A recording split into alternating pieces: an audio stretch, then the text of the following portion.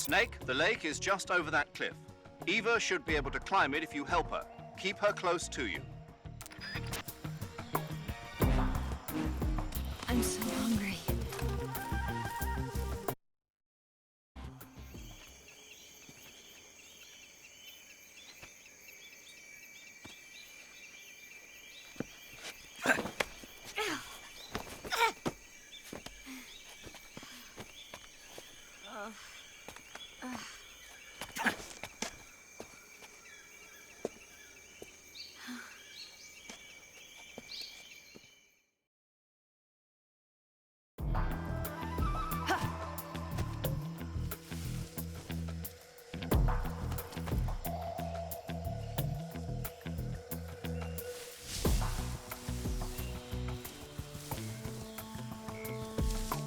I'm so hungry.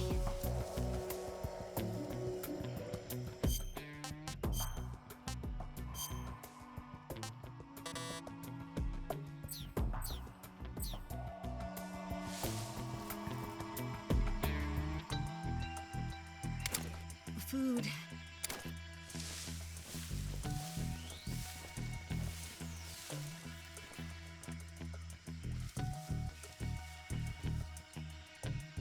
I need to rest.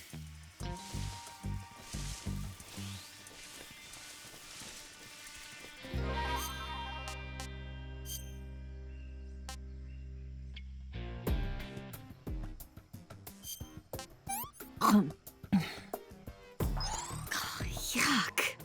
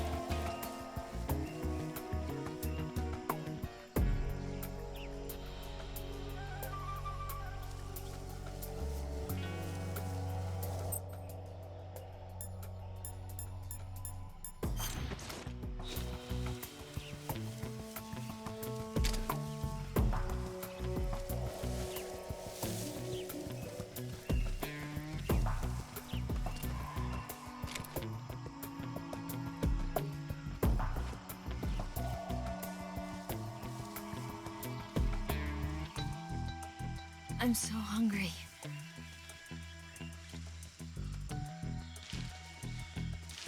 What is that?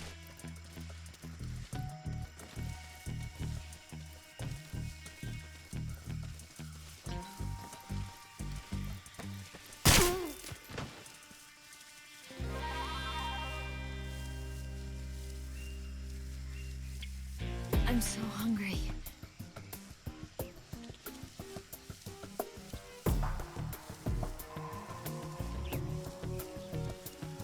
Food.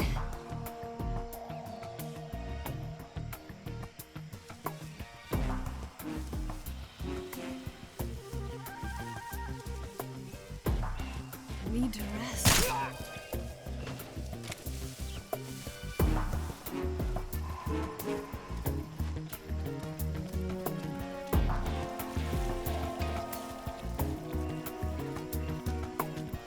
So tired.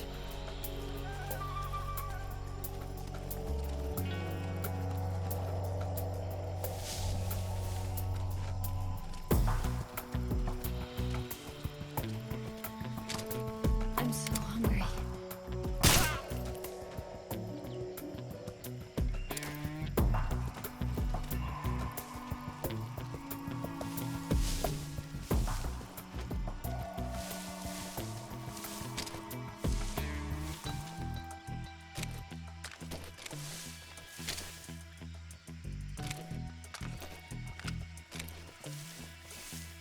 So tired.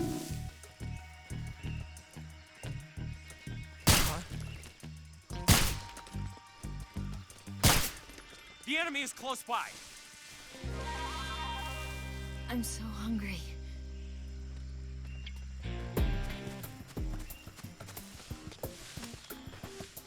What's wrong?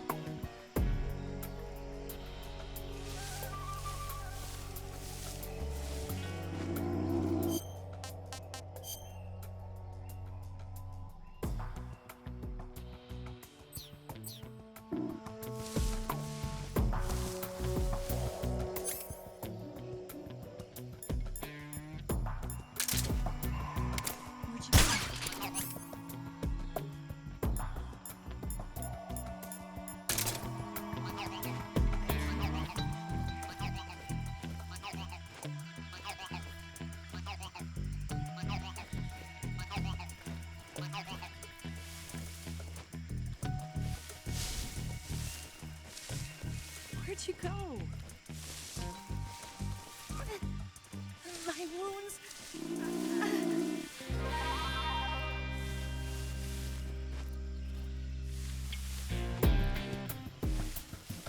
Just let me rest.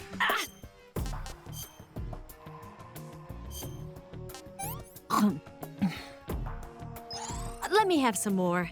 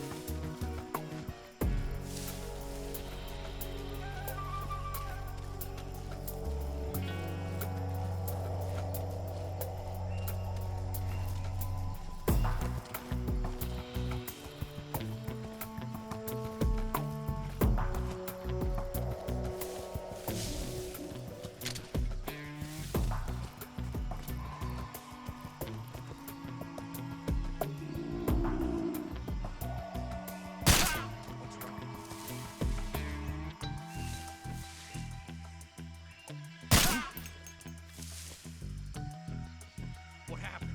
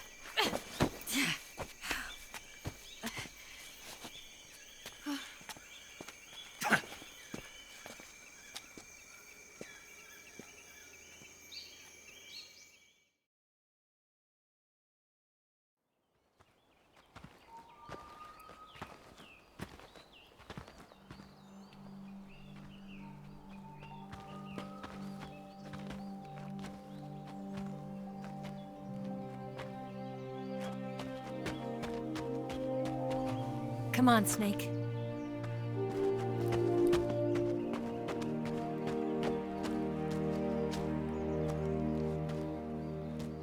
We made it. We made it. Over there.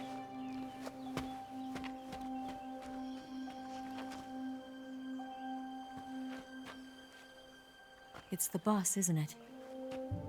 I'll go get the wig ready to take off. Right. I'll leave you two alone.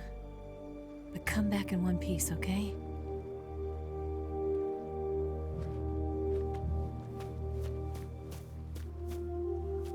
Promise me!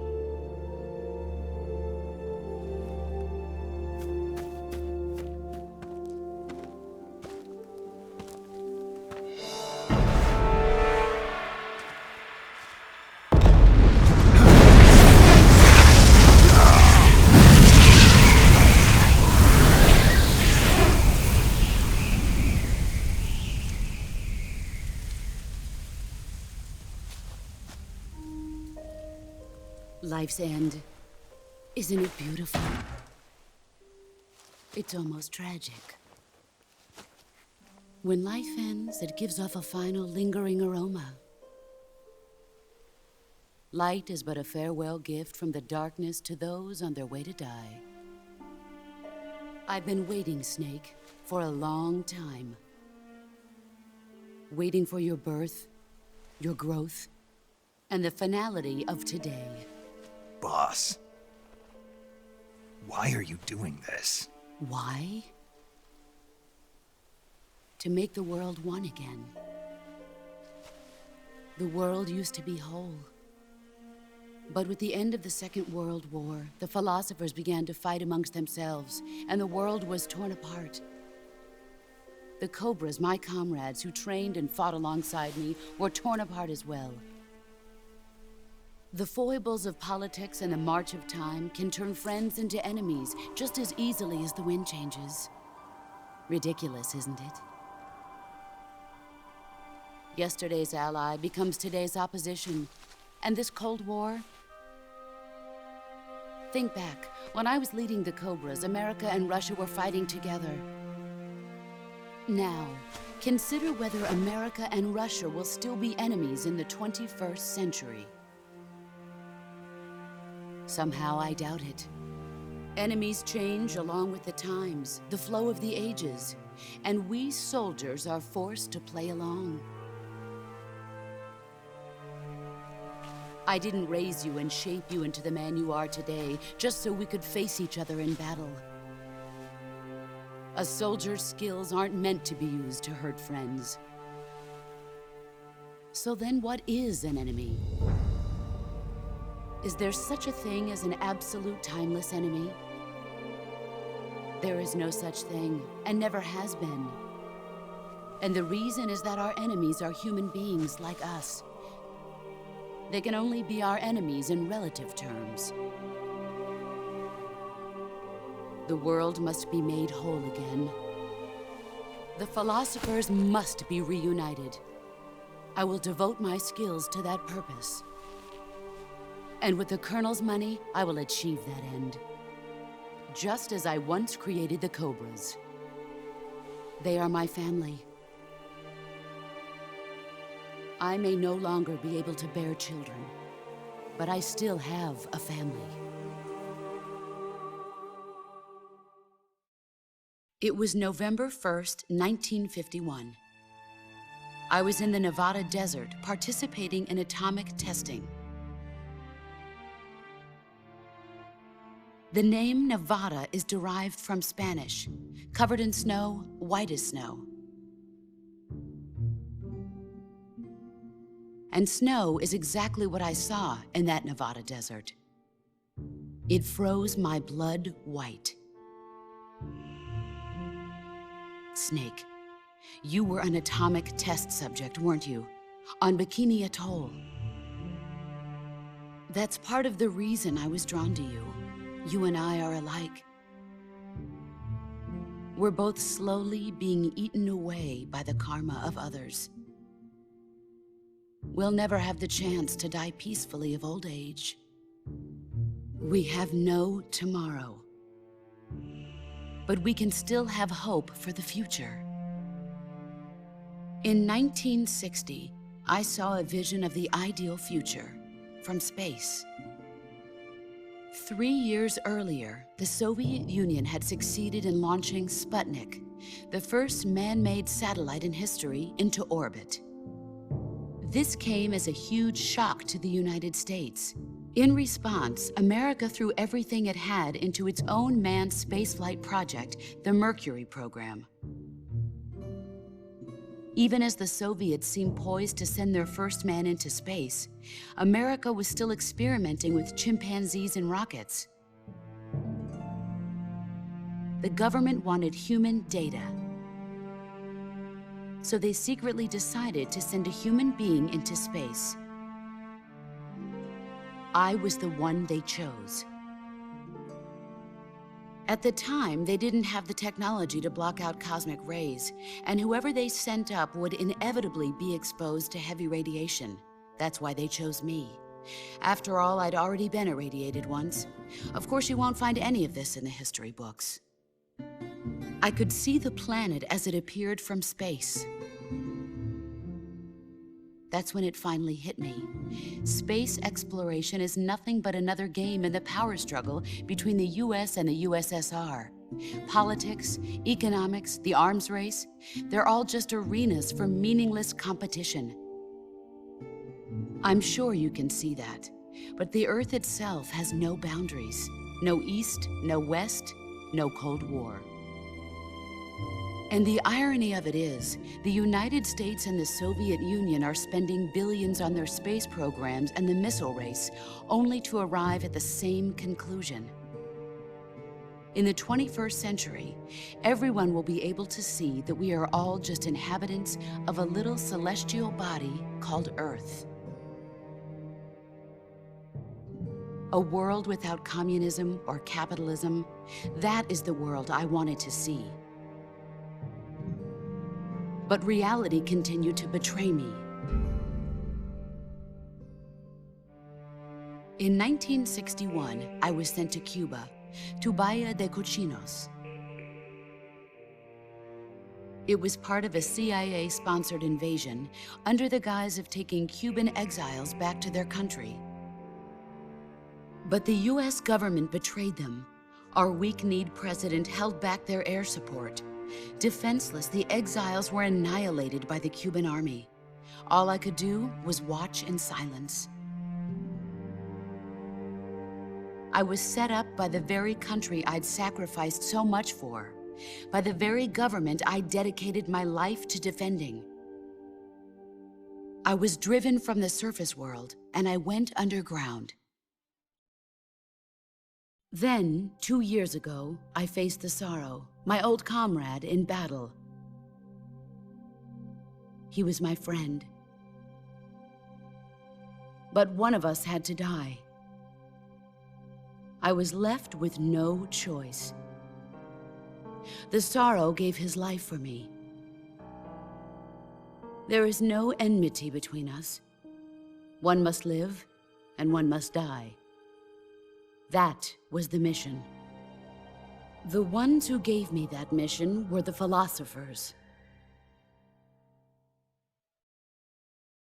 Early in the 20th century, the true holders of power in the United States, the Republic of China, and the newly formed Soviet Union gathered together in a secret meeting that would later be known as the Wise Men's Committee.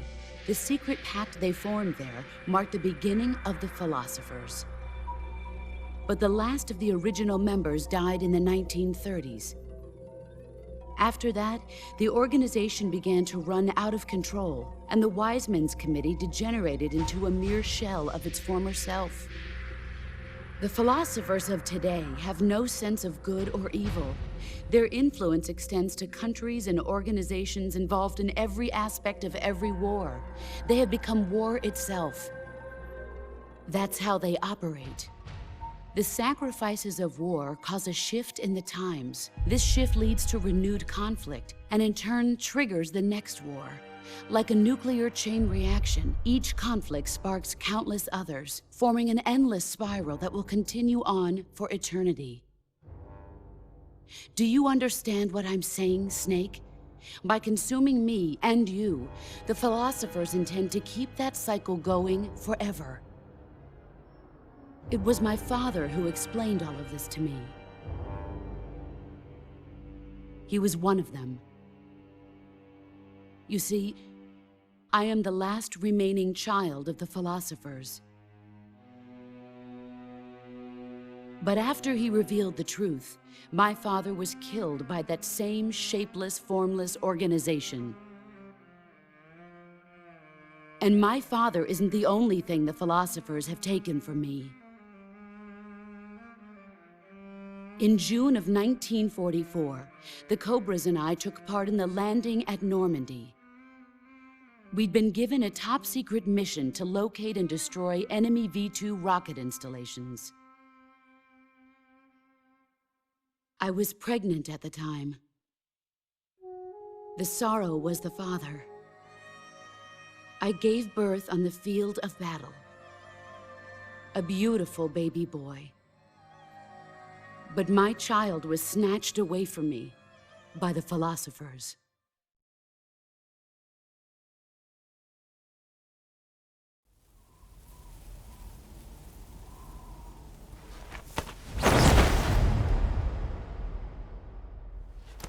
Look at this scar.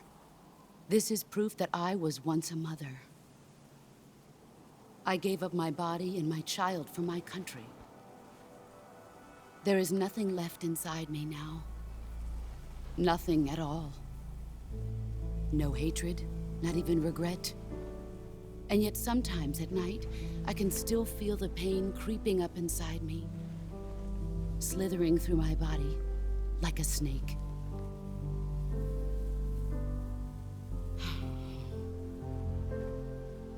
I've never talked this much about myself before. Thanks. Thanks for listening to me.